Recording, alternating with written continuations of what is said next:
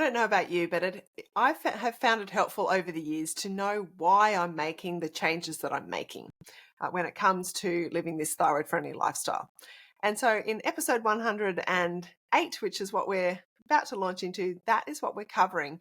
Not so much, it's the science behind the lifestyle. And to help with this conversation, I'm joined by Ellen Steinke, who is a pre-med biology graduate and certified nutrition coach. You might know her on social media as Hashimoto's Lifestyle. She is diagnosed with Hashimoto's. She has that ability with that scientific background to distill complex information and make it actionable. And she also, in her work, talks about her personal journey combined with that professional expertise to really help empower you to look after your own health. And so I love that approach. So that's what we're diving into, is how does the normal average person with a thyroid condition, just like you and me, approach whether there is scientific evidence behind some of these different interventions. Is there? What weight do you put on it? How do you go finding it for yourself? How much do you just rely on other people to do that work for you?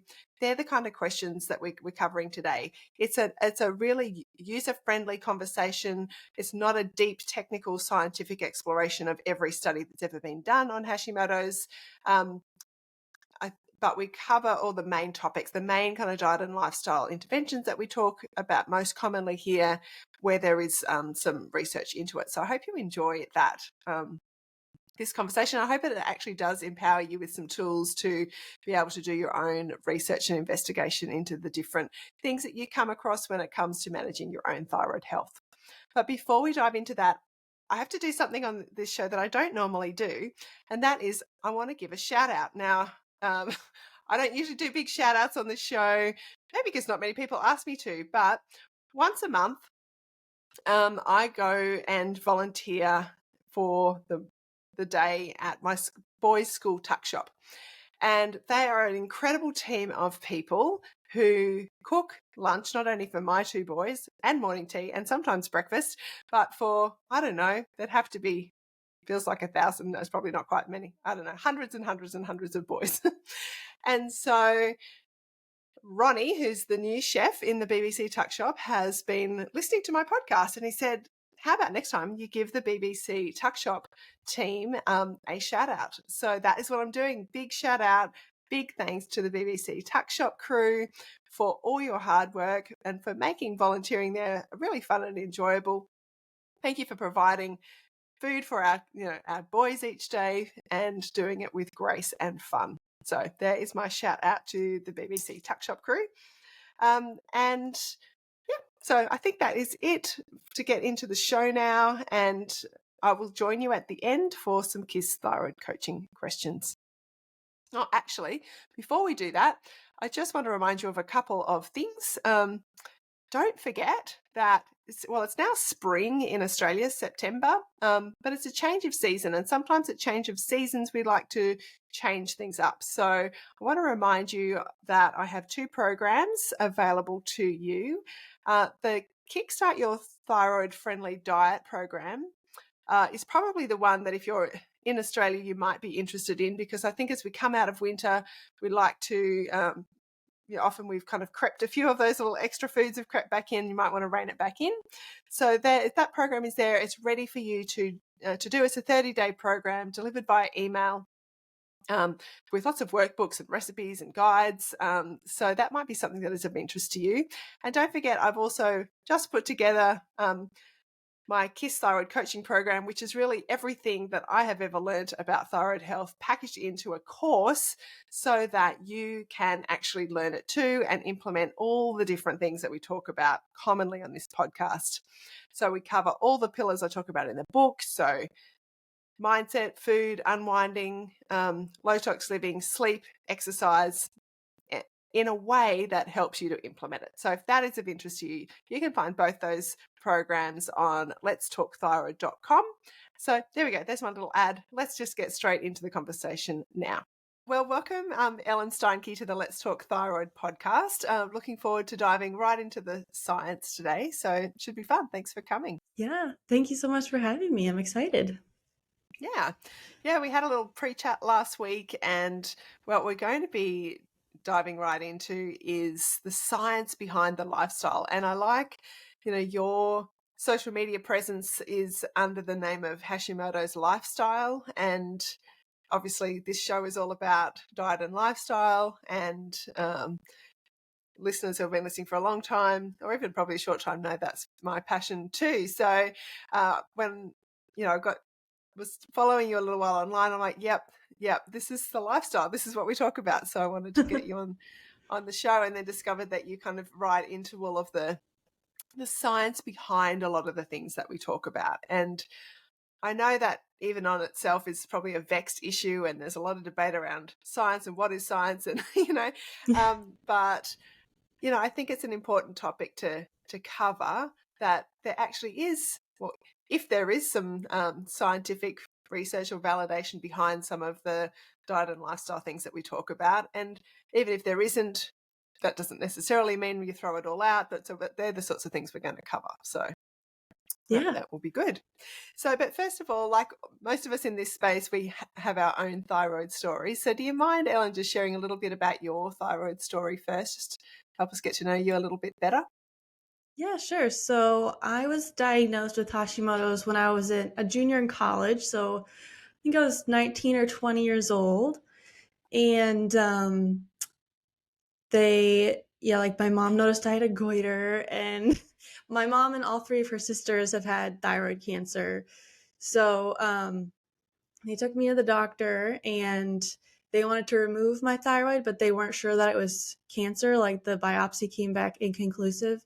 So my mom didn't want me to, if there was a way for me to not lose my thyroid, that's what she wanted to happen. So um, they did some research. There was actually someone on the radio who was like talked about thyroid stuff. Who was a functional medicine doctor in Indianapolis. Oh, So they took me to him, and he gave me a lot of tests and had me go on a really restrictive diet. I took a bunch of supplements, and it was really hard, especially as a college student.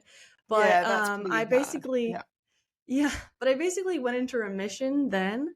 But I was a pre-med biology student in college, and the functional medicine practice as a whole just seemed really like woo-woo, and the doctors there were just really kind of um, they were characters.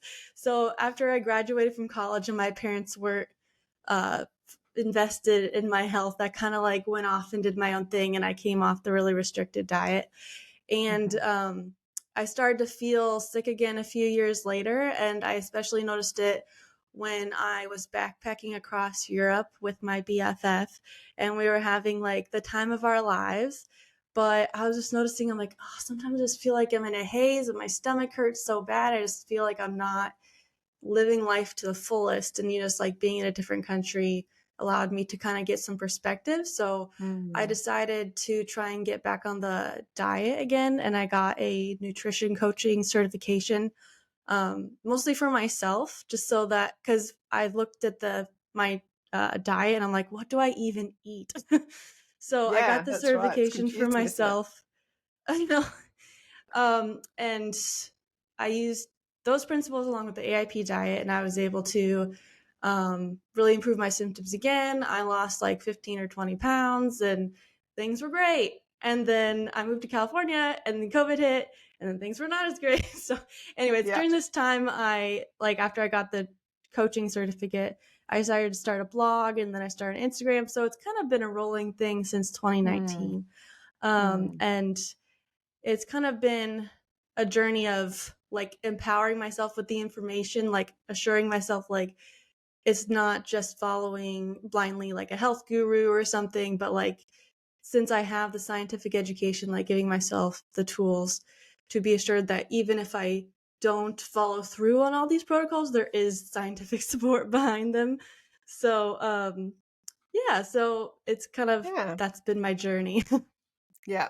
And it's like so many of our stories, it's, it's up and down, isn't it? We're Hmm. going along for a while, and then maybe few things kind of slip out, and then something happens, and then, okay, let's regroup.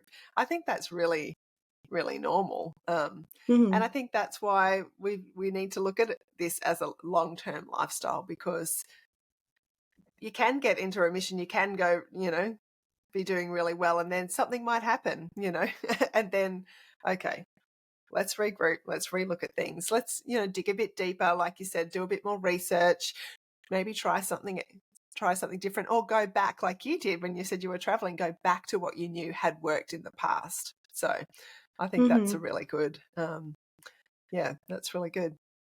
Oh, So are thanks. you on any medication at all? Have you been able to avoid medication completely, or? So my TSH levels have never been technically off, so I haven't been prescribed thyroid hormone replacement, which is good. Yeah, it's So great. like the antibodies are or have or that's kind of how they identify that, and the symptoms is Hmm. how they identified the Hashimoto's. But I don't Yeah. take medication per se. I do take like iron and I take electrolytes every day, and I try and keep like I take magnesium. I take supplements, but I don't take thyroid replacement. Yeah, yeah. That's awesome. Well, I think that's a really great example of how diet and lifestyle can, well, hopefully prevent you perhaps ever needing to be on medication, or at least, for a long period of time, because you Yeah. found out early on and Right. made those changes. I think that's brilliant. Like that, Yeah. yeah, I think that's a testament for the lifestyle, isn't it, really? Definitely. And that's the hope. And that's kind of what my hope is for the future of Hashimoto's, is to be able to have people get the um, testing earlier, or getting, I mean, I know there's some debate as to whether or not getting the TPO test is always indicative of Hashimoto's, but I think that if people can get usually they get the TPO antibodies after they get the TSH test, which is backwards because I know. the I've been TPO saying that for antibodies are years. indicating it's the Yeah. smoke to the fire. So hopefully, Yeah. yeah. So me and my cousins, like all of my mom's sisters, we're all discovering our thyroid issues, and we're starting to take Uh-huh. care of them, um, earlier in life. So yeah, Yeah. So that's that's the next generation. I suppose that's another way of looking at it too, isn't it? Like, um, mhm, I mean, I'm probably somewhere in between, like your mum's generation and you. And so, but I think there's a lot of that, I talk to a lot of women who are probably older than me. I'm 49, but that older, and like, yeah, they've just been on medication maybe for a long period of time, never really known why, never really understood even that they have Hashimoto's. Some don't even know that they have Hashimoto's. They've never probably been tested for the antibodies or anything, right. and yet now here's this, next generation of more proactive, more information, starting to have some more functional medicine doctors, who understand all of what we're talking about and can help us manage it. And so, wow, like, the next, like our kids, next generation down, so much, are on a much better platform. And so, Hmm. like, that's wonderful. Like, because when you see it in your family, if all your cousins are being proactive, know what to look for, getting the tests, I think that's brilliant. Yeah, yeah. So Yeah. there is hope. There is Hopefully, just hope. kidding. There is hope. I know. There really is hope. And I think when you hear stories like that, it gives you long-term hope, So if you're listening, and I think people do get concerned. I know there are people that listen to this podcast whose children have Hashimoto's, who maybe they Mm-hmm. don't, but their Mm-hmm. children do. And so I think that's really good to offer hope. There is lots that you can do. And even as difficult as it probably is to help a child develop some of these Mm. diet and lifestyle things, you may well be able to prevent them, needing medication or getting worse, or other autoimmune diseases, or all these things. So I think that taking that, yeah, it's really helpful. Yeah. Yeah, definitely. So with the, so you studied science, like you did a science degree at university. And so so then using that knowledge, when you found out you had Hashimoto's, you started sort of researching some of the science, or, tell us a little bit about that. So that's a good question. I don't think I did too much of researching when I was in college. I think I Hmm. did a little, but it was mostly just my parents being like, "You need to do this." So I was like, "Okay." But I started doing more research my second time around. So when I was Mhm. a young adult, like 24, 25, and I noticed my symptoms again, and I went to my primary care physician, and that was the first time I went there and I said, I know I have Hashimoto's, and like, can you help me get some testing done? Like, I was kind of hoping he could do what like the functional medicine doctor did. And he was like, well, there's nothing wrong with your TSH, and there's nothing we could do to help you except wait till your thyroid destroys this, your body destroys your thyroid more, and then we'll give you thyroid medication. And that's all we can do. And I was like, well, I know that's not true because my other, you know, so I was like, are you sure? And he's like, yep. So at that point, I was like, all right, well, I need to find a functional medicine doctor that doesn't make me feel uncomfortable.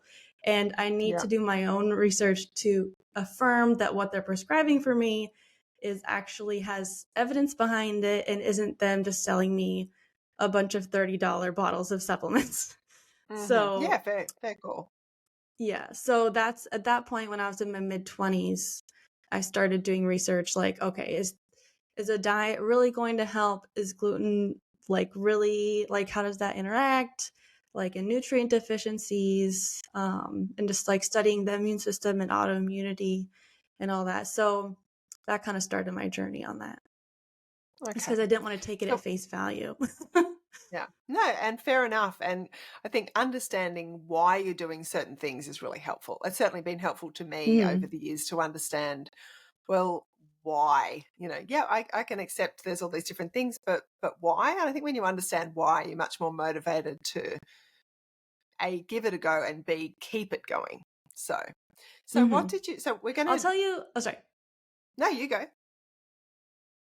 I guess I just remembered this right now, which is because as I'm talking, like, this sounds like kind of an irrational mode of doing it. And I remember, so when I was in college, I went to a Pentecostal church briefly, and I got a healing prayer for my Hashimoto's right before I got all the treatments. So part of the back of my mind, the spiritual part of my mind was like, was it the healing or was it the 50 supplements? So I need to figure out if I'm going to do the 50 supplements again, that there's actually Uh-huh. something behind it.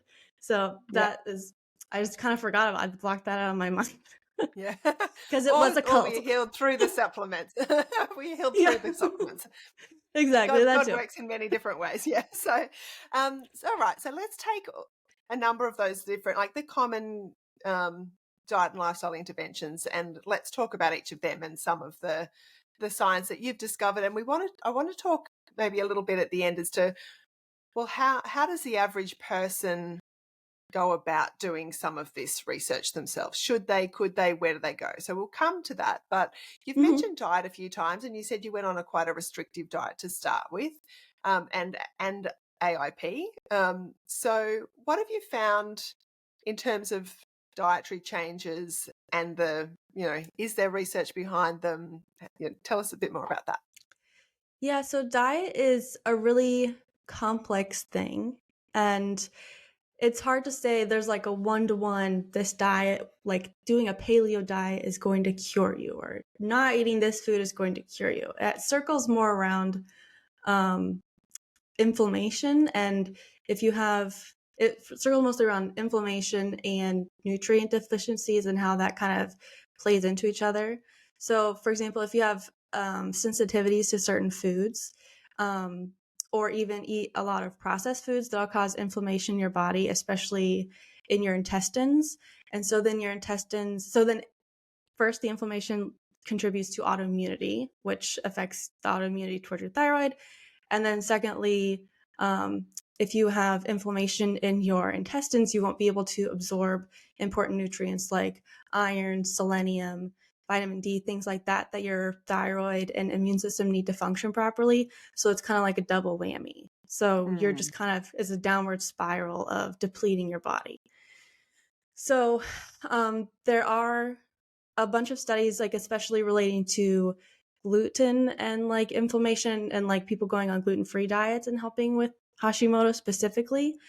But overall, so my three favorite studies, recent studies, which are cited in my book, I Have Hashimoto's Now What? Um, that are from 2020.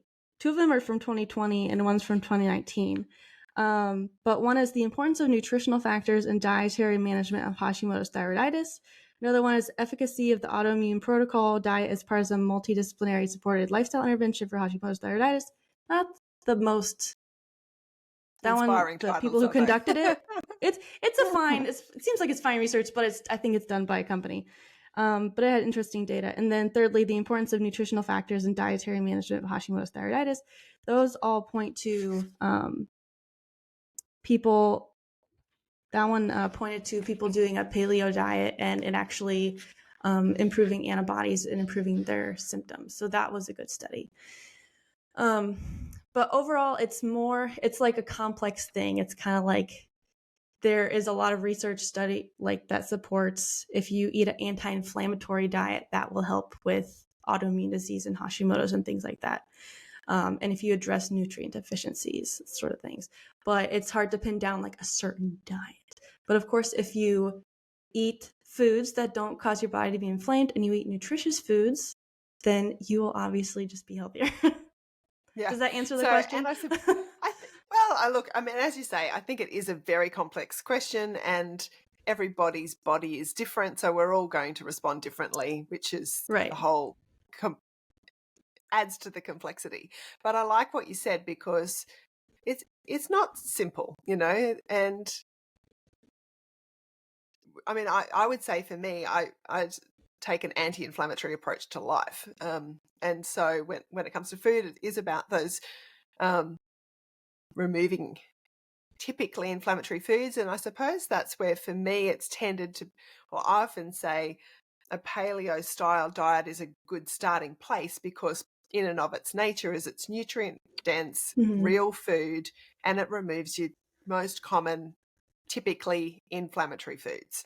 And so it's not that paleo is going to work for everyone or that strict paleo or like there aren't variations or that maybe it won't work at all for some people, but it's a good starting point. And it sounds like that's a little bit consistent, not because it's called a paleo diet, but because it's nutrient rich, real food and removing your typically inflammatory foods. Would that be fair? Definitely. And part of what I think of why, even though there is a lot of research connecting Hashimoto's remission with going gluten-free, part of me wonders if it's not, I mean, part of it might be tied to molecular mimicry, even though I don't see a lot of strong evidence towards that. And there is studies, like a lot of people who have Hashimoto's have some sort of celiac disease or gluten sensitivity, so that's leading to inflammation. But part of me thinks that doing a gluten-free diet just helps you cut out processed foods and foods with a lot of iodine in them, which also leads to inflammation. So I feel like that's kind of like, or doing a paleo diet, just like having those parameters instead of being like, I will not eat processed foods. It's like, these are my choices. And so like that kind of gives you the framework to eat healthy foods within. But also like the paleo diet cuts out a lot of common allergens too. Yeah. Like one time I don't know if it was, for some reason I cut out chocolate out of my diet. And that I was like, I'm just going to give up chocolate. And then that may help me like cut out a lot of sweets. So like I see like that's a parallel between gluten and like inflammatory foods. Except that now there are so many gluten-free processed foods and gluten-free alternatives that I think if what you're doing is just replacing your pasta with gluten-free pasta or your cake with gluten-free cake or your biscuit or cookie as with gluten-free versions, you may not see as much improvement as if you just cut out the bread, the pasta, the cookie, irrespective of whether it's gluten-free or not. Right. So if you have celiac and you eat a gluten-free cookie, you'll probably feel better than if you ate a regular cookie. But if you're trying to, restructure your whole diet and eat more whole foods, but you just replace them all with gluten-free processed foods, that's probably only going to get you 50% of where you want to go instead of like 100% sort of thing. Yeah. Yeah, no, that's a good perspective. What about the autoimmune protocol, AIP? Because you've mentioned that before, like, and I know that's sort of like paleo on steroids, but is there any evidence to suggest that AIP is a helpful um, diet or a helpful elimination diet? Like, what are your views on that? Yeah, so there was that one study that specifically looked at AIP and Hashimoto's, but it was in conjunction with other like other coaching protocols sort of things. So it was like a multidisciplinary approach, and that did improve Hashimoto symptoms. But right now, the science is still, it's not to say it doesn't, or there is no connection, but there just isn't a lot of research out there right now to support it. Um, Personally, I think the AIP diet is good for people who like to jump in both feet first. You said something in our earlier call of like a frog versus something else. A turkey or frog? A Oh, turkey or a frog. yeah, I talk. Are you a turkey or a frog? Like, do you just go cold turkey? Yeah, that's probably what you're Right, saying. Jump all in, go hard or go home, or do you more prefer that switching things out, like the boiling frog in the pot? Like, and eventually you'll, get cooked into the whole lifestyle, but right, that you might do it more gradually. That might be the person that switches the gluten-free pasta for the pasta and right. does it a bit more gradually. Yeah. So for me, when I think of the science behind the AIP diet, I know there's a lot of correlations between gluten and like dairy, soy, like sugary foods, processed foods, and things like that. So I take those separate studies, which are easier to do. So there's more evidence behind those. And I feed them into the autoimmune protocol. So I know that that's already baked into the autoimmune protocol. So if I just use the autoimmune protocol as a template, then I know it's supported in those ways. Now, the whole diet as a whole, it is going to be harder to study and there isn't as much backing behind it. But also, I think another thing that's important about the AIP diet is that um, the elimination phase doesn't need to last, or it's not meant to last forever. That's Mm. something I kind of learned later on, which is the first 30 to 60 days of AIP are supposed to be an elimination diet. So AIP is essentially an elimination diet. And then you're supposed to like add in foods and see which ones affect you. Hmm. So if you're using that sort of philosophy with AIP and it kind of personalizes itself to every person, then everyone can be on AIP. um, but yeah, so anyways, to answer your question, I see the individual studies feeding into it. And as long as you um, make sure you experiment with things and add things in, and you're not living on this super restrictive diet, which is not only can be is really hard to do, can be kind of boring sometimes. It can be Hmm. socially isolating, and it can Yeah. also, if you're not eating a balanced diet, can lead to nutritional deficiencies. Um, like just doing it something really restrictive like that can also just contribute to like different problems later on. So Yeah. finding something that works for you holistically, I think is important. Yeah.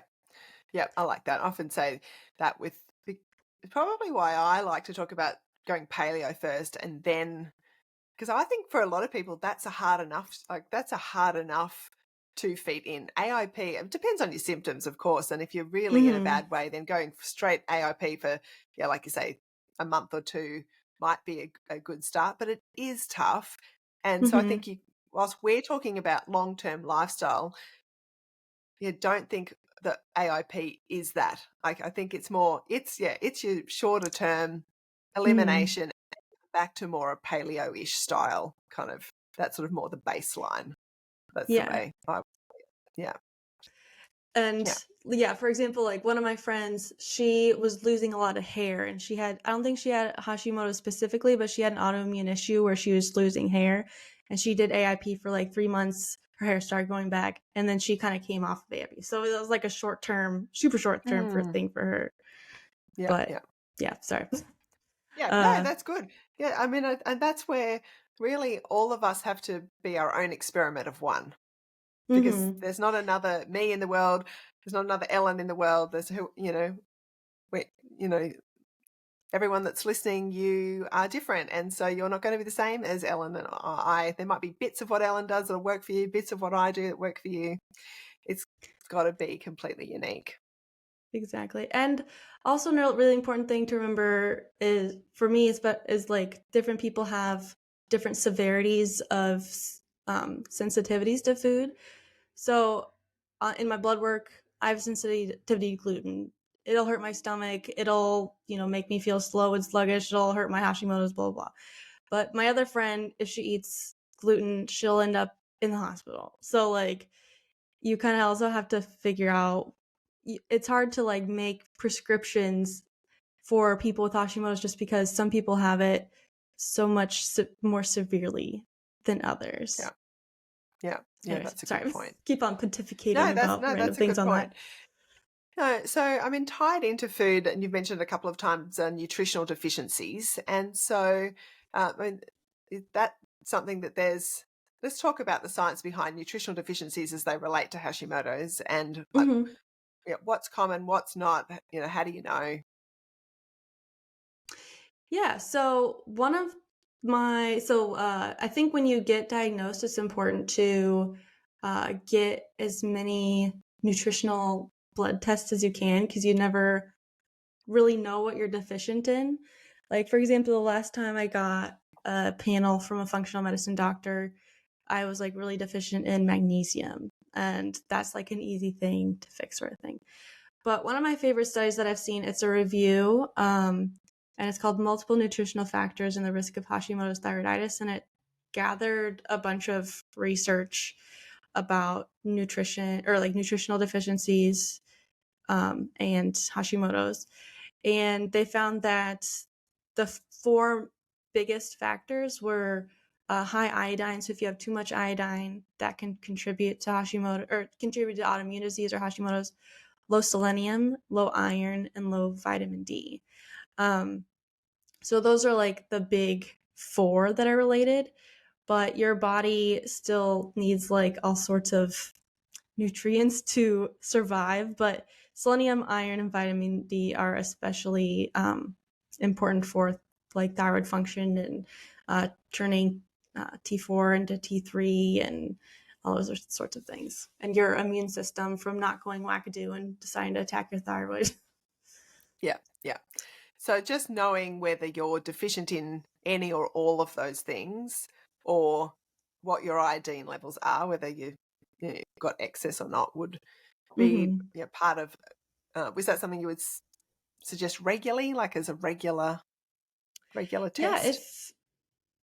I would say, I mean, ideally you could get it done, like if you aren't in healing mode, if you're in maintenance mode, like if you could get those once a year, that would be ideal. If you're getting them, I don't know exactly how it works in Australia, but with our insurance, like a lot of the, like vitamin D and iron would be covered by insurance probably, but something like selenium and magnesium might not. So those can be hundreds of dollars. So it just depends on like Uh, how much it's going to cost you, which is another inconvenient thing about the United States. It's like it's Look, really our hard to health tell what's system, going yeah. on. What's that? Yeah. I was just say our health system is, look, it has its faults, but it's like infinitely better than your health system. So I think I've never paid for any of those things to be tested. I mean, obviously, I've got it can be a little bit different if you aren't yet diagnosed with Hashimoto's.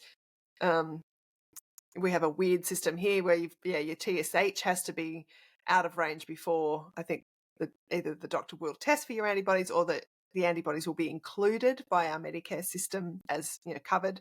So you might so I'm not entirely clear.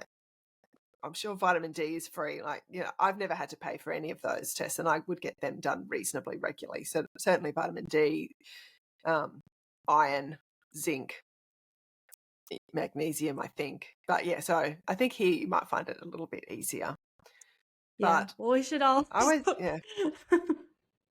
Yeah, that would be, if I mean it's feasible, and if you live in a country with universal health care, then Mm-hmm. get it done as often as you can. Just like keep tabs on it because, I mean, even something as simple as iron, like symptoms of anemia and Hashimoto's overlap, and you can have one without the other. But if you have both together, then you're just going to be really tired all the time. When maybe you could just, if you weren't anemic, you could be half as tired, and your thyroid could have the tools it needs to, function properly. So you could be Yeah. 75% better instead of 0% better.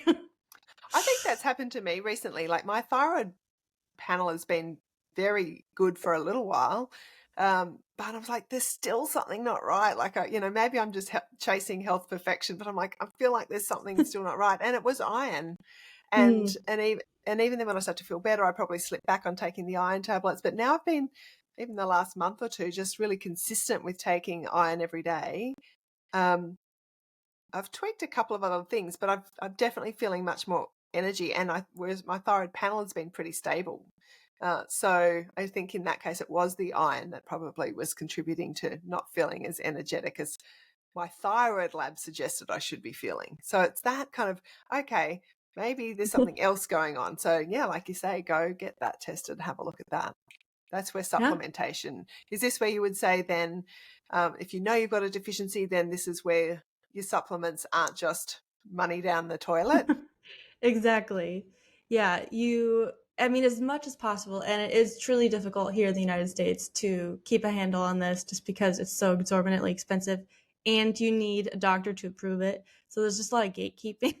But as much so, like, I am like hesitant to tell people like, oh, take vitamin D because like if you're not deficient, it can and you take too much vitamin D, it can like cause brain swelling. It's like you want to make sure you're doing, like not taking too much, and you want to Mm-hmm. make sure that you're actually deficient in something so that you Of are course. fixing something rather than just, flushing it down the toilet.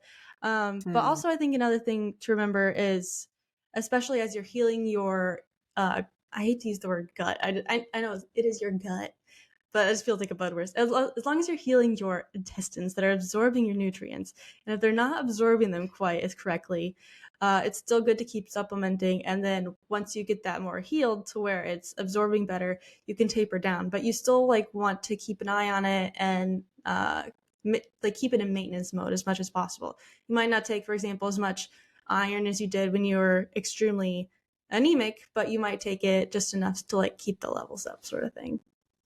Yeah. Does that answer your And so, question? yeah, and that's where regular testing is important. And I mean, I would always say, because I'm not a practitioner, you say this is where it is important to test, not guess, and to work with a Mm-hmm. practitioner, because Definitely. even if it does cost you, and I mean, here for our things like naturopaths or your holistic doctor, um, it's not all completely free. Like I pay a fortune Mm-hmm. still for out of pocket for my doctor, because she's not just covered under our Medicare program. The blood test might be, but obviously supplements and medications not.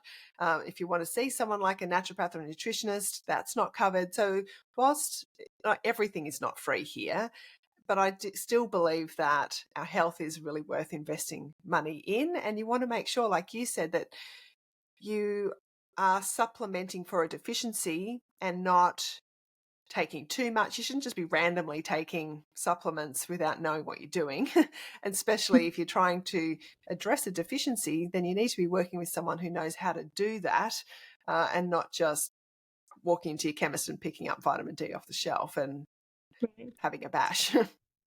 Take a bash, exactly. Yeah. Yeah, you don't want to Although go at it vitamin alone. D, I've got to say, I mean, you can get vitamin D from the sun. Yeah, Um, that's true. So there's also that, and I know we're lucky here. I live in probably one of the most sunniest parts of the world, so it's a bit easier. But we still have vitamin D deficiencies here because everyone's covered up or slathered in sunscreen. Hmm.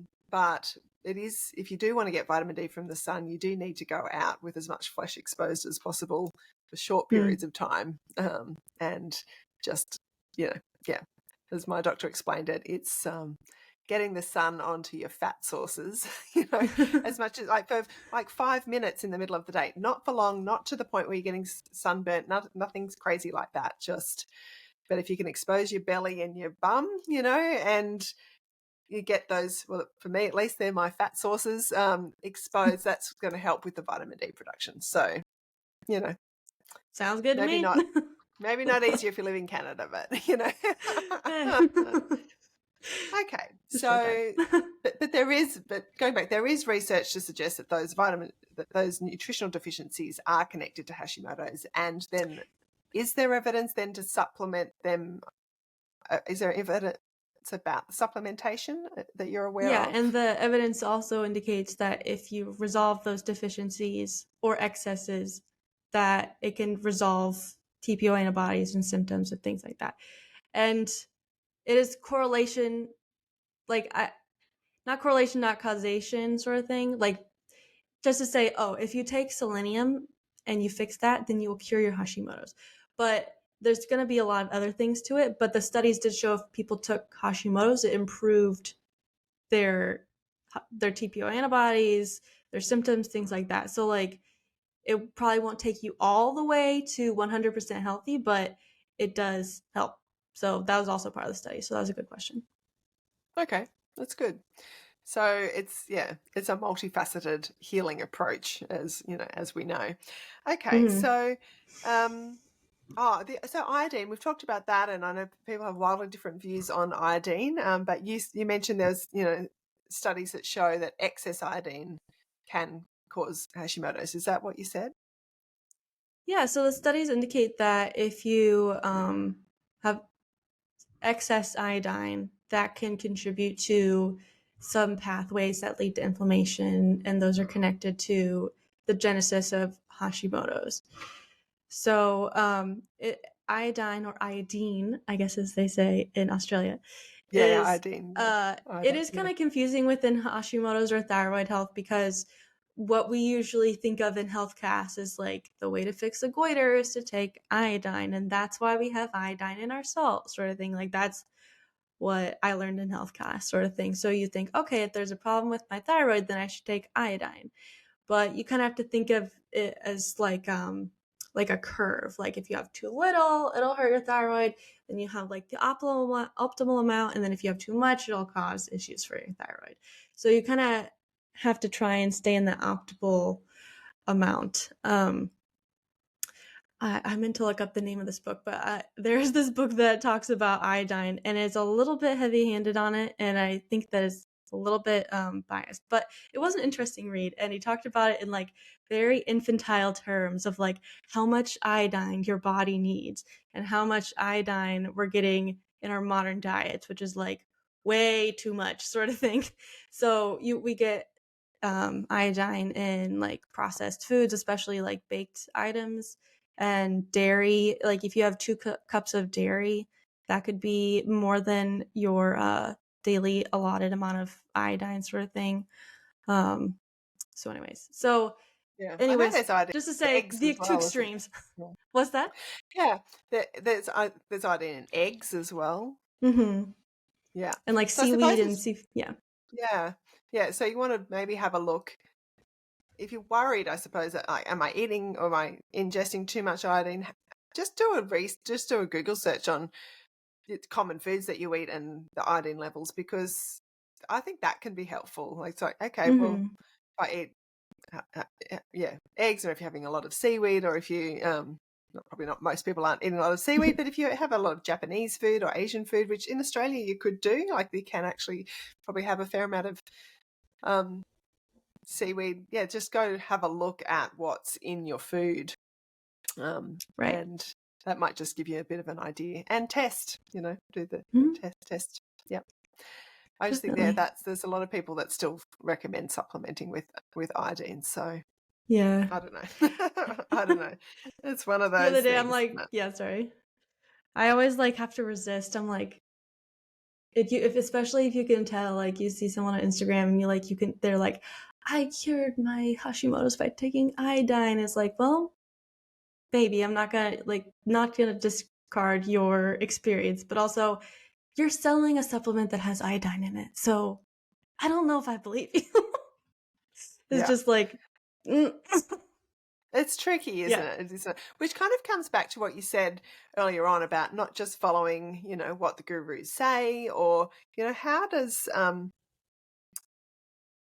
mean, how is the average person supposed to know what protocols or things to follow? Like, I know one of the things we talked about the other day briefly, when we were talking, was about castor oil packs. And then you've got things like saunas and ice baths. And I mean, I don't know, there's probably gazillion other things.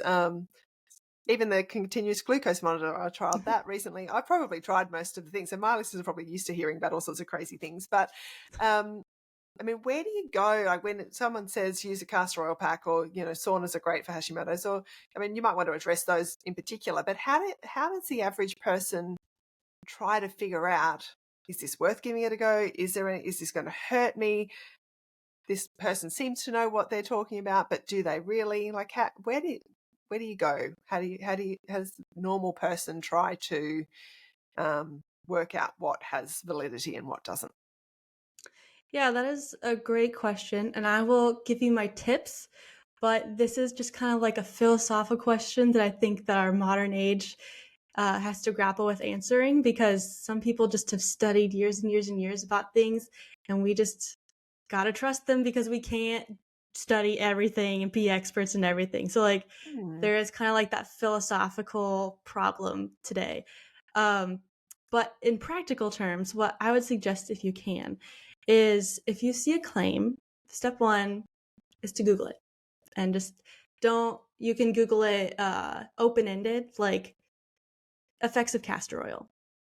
Oh, and then effects of castor oil for hot, and then you do a little more closed-ended, like effects of castor oil for Hashimoto's, and take a look at the results.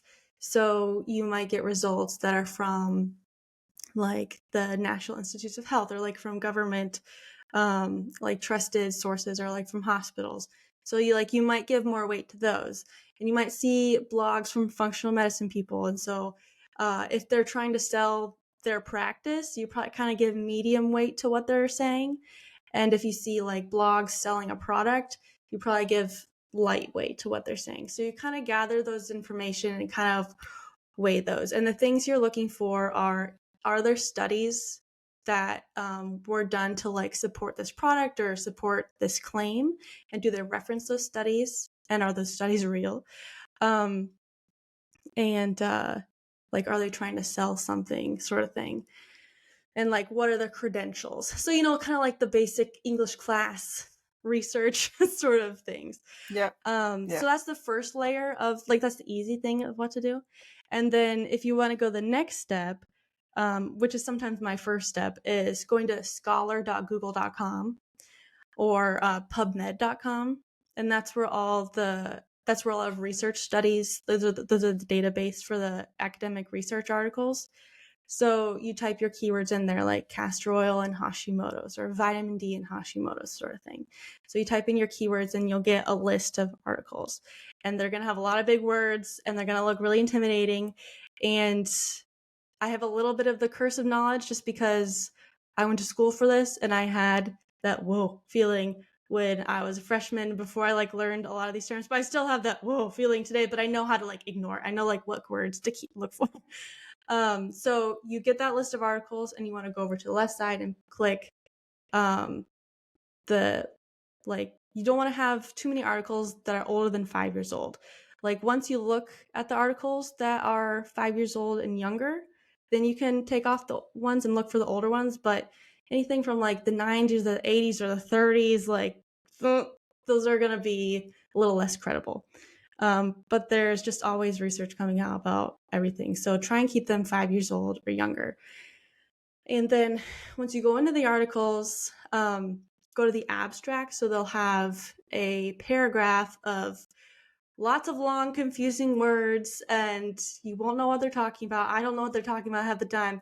But you go down to the last 2 to 4 sentences at the bottom of the abstract, and those are the conclusions of the study. So maybe read like the first sentence or two, so that gives an introduction to the study, just to make sure it's talking about what you wanted to talk about, and then read the last couple sentences. Those are the conclusions.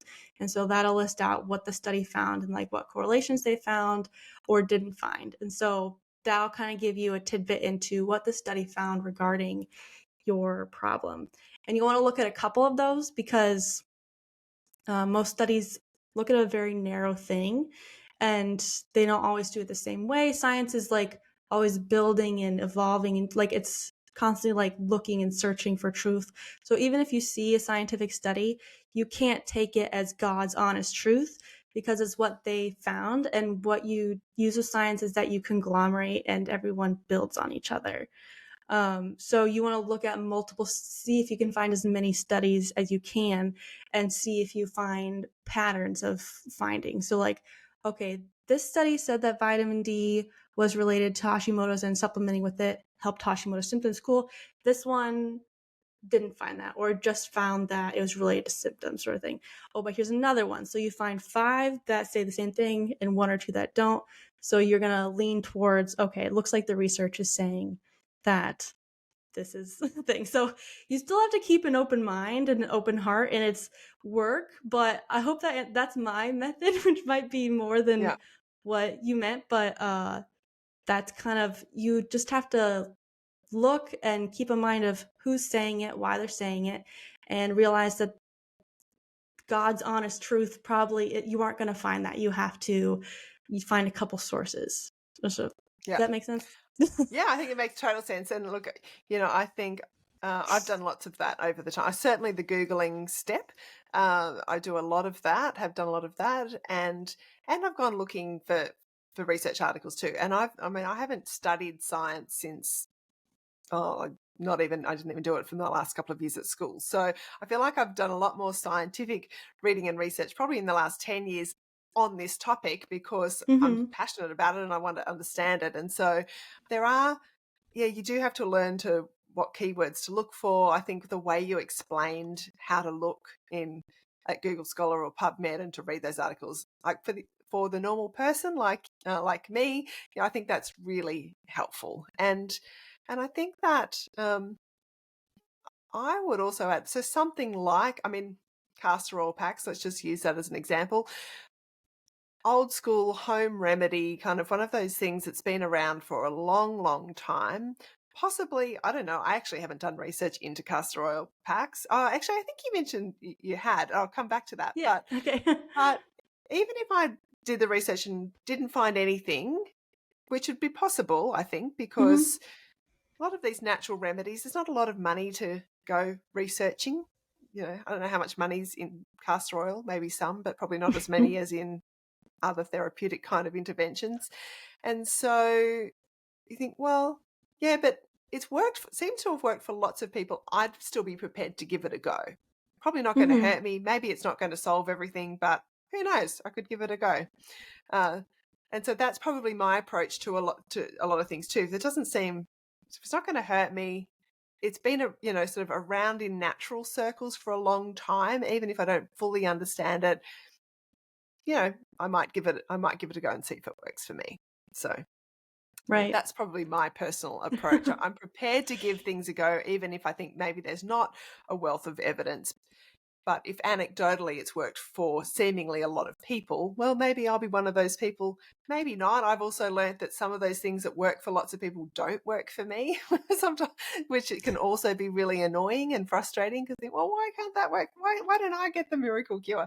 But that's part of this adventure of living with Hashimoto's as a lifestyle, is figuring out what the lifestyle is going to look like for me. So does that make sense? Like Definitely. with that, that maybe is probably not very scientific. We're talking about the science behind the lifestyle. That's not very scientific, but is that, what do you think about that approach? No, I think that's what you have to do sometimes, especially if the research isn't there or isn't there yet.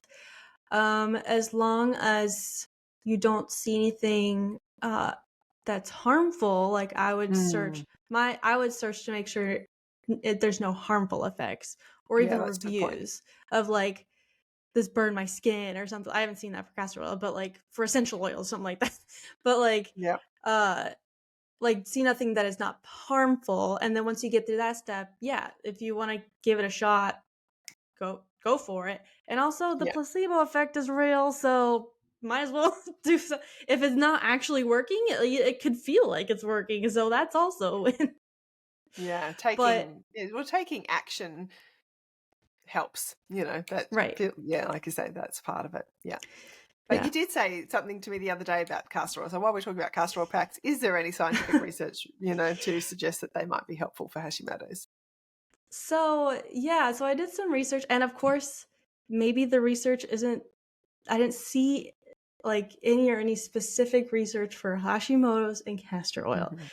But the research that is there for castor oil, it's known that it's used as like a laxative, it's good for anti-inflammatory like on the skin, and it's helpful for like digestion and stuff like that.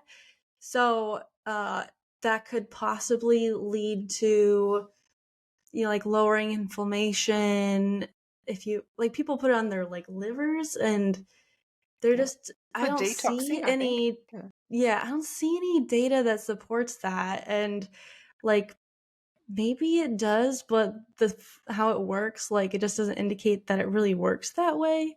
So I don't see that it works that way, but maybe it's doing something else that is somehow reducing inflammation or improving circulation or something like that, or Mm. improving digestion in some way. And digestion is really important for Hashimoto. So maybe it's working via another mechanism, but like, for example, I think we've both seen a lot of Hashimoto's influencers, like they have all these points about what the castor oil that they're advertising is doing for them, and then I Google those point or like I research those points using the method that we talked about, and um, I don't really see support for those particular points.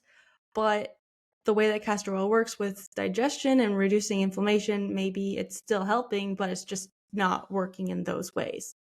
But maybe there just needs to be research to support those specific points that just hasn't been done yet.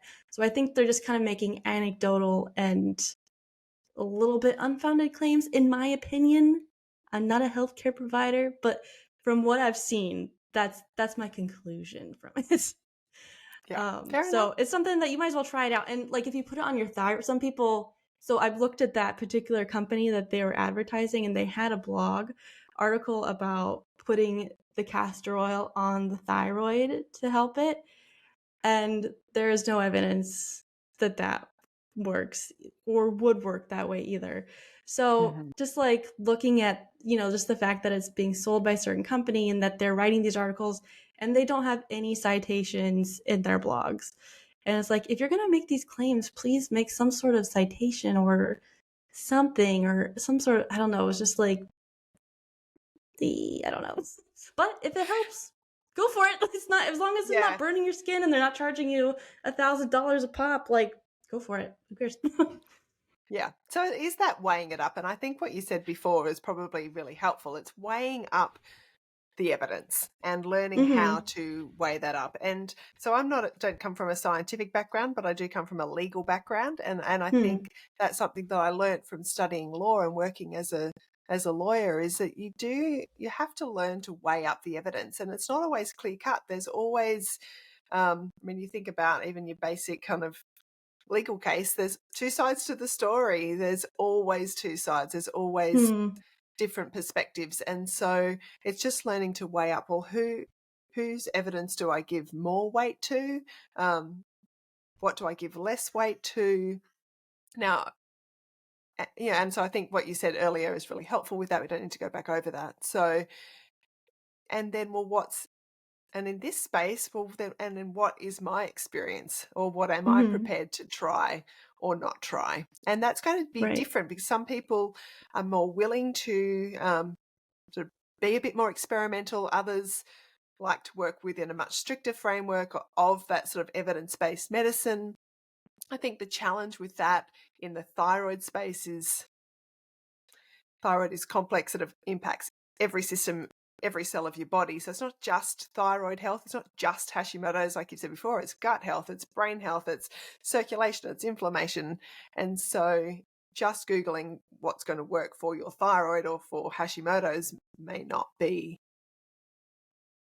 enough. Mhm. But I understand that those listening, that will be a broad range of what people are willing to try or not willing to try, and that's completely fine because this is your journey. This is Right. your Hashimoto's lifestyle, or your, I know many listening to with Graves' disease, because all these very similar diet lifestyle approach to all autoimmune conditions. So you have to try to navigate what scientific evidence either you need, or don't need, or whether you rely on like Ellen's level of scientific knowledge or my level, which is probably less, is less, or, whoever you're following or reading their books, like understand their level of medical knowledge, scientific knowledge, personal experience, and weigh those things up.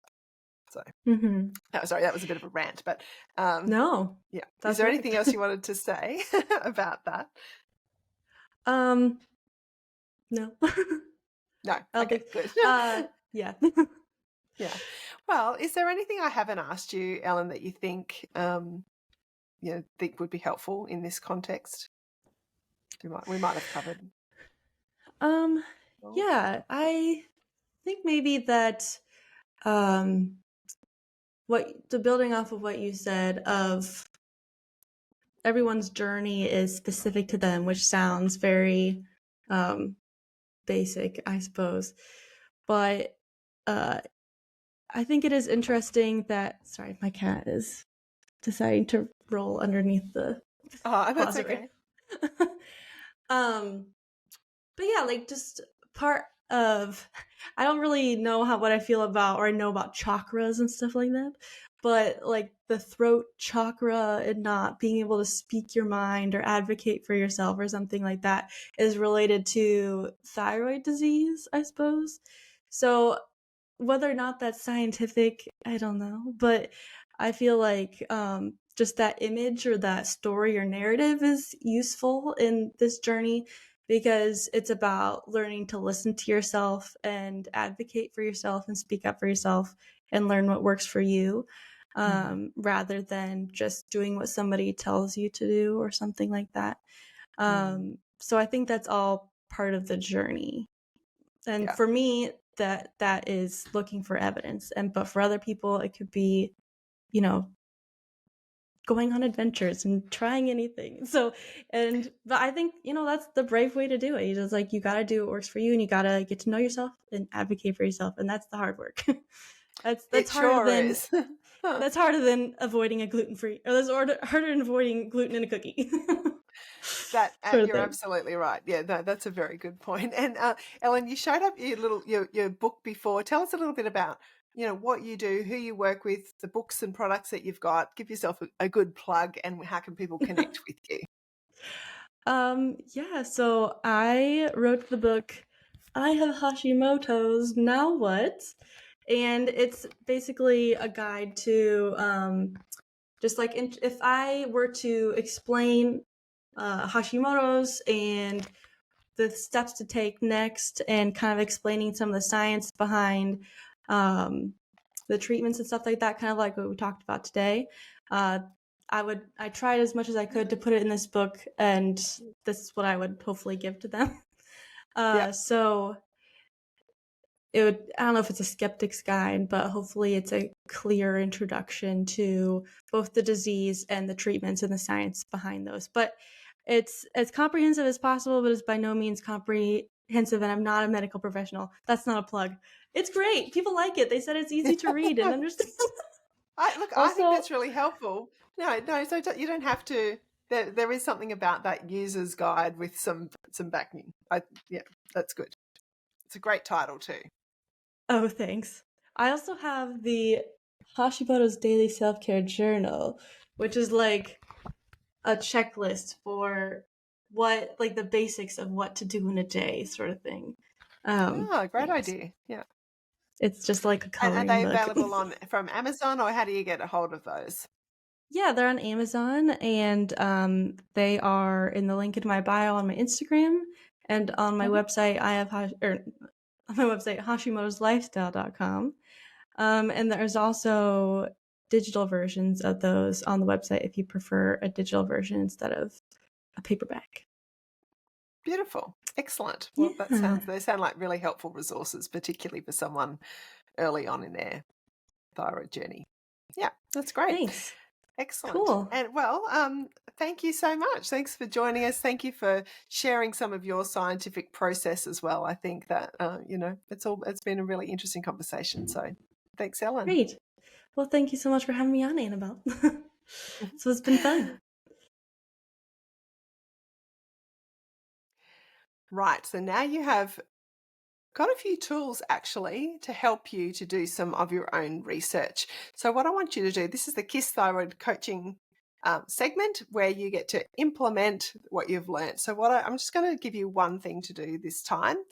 I want you to take one aspect of a thyroid friendly lifestyle. It could be diet, it could be a deficiency, it could even be something like saunas or ice baths or a particular essential oil, for example. And I want you to do some research to see if there is been any studies on that, if there is any research, and just do your own investigation into that one particular aspect that you're interested in for your own thyroid health. So do the Google search that Ellen talked about, and then go to Google Scholar and or PubMed and see what studies come up. And I'd love to know if you find something really interesting, send me an email, or if you're in the Let's Talk Thyroid Facebook community, share it into the group. I think that would be really fascinating. What did you learn? Whether you found information or not, what did you learn from your own research onto whatever particular aspect you wanted to investigate? So there we go. That's it. See you next time. Bye. Thank you so much for listening to this episode of Let's Talk Thyroid. If you have enjoyed the content, or perhaps you're thinking, oh, my mum needs to hear this, or my sister or my bestie, I would love it if you would share this episode with them. That really just helps spread the positive and practical message of Let's Talk Thyroid and helps that broader thyroid community, our friends and family, to live well with their thyroid health. So you can just, share the episode. If you subscribe on whatever platform you're listening to this podcast, it's free. It's really helpful because then you'll be notified every time a new podcast comes out, and it just makes it much easier to find. There's usually a little subscribe button or a bell or follow often is the terminology. So if you wouldn't mind doing that, that would be helpful. Of course, if you want to leave a review, even better, just a sentence or two about how the podcast has helped you.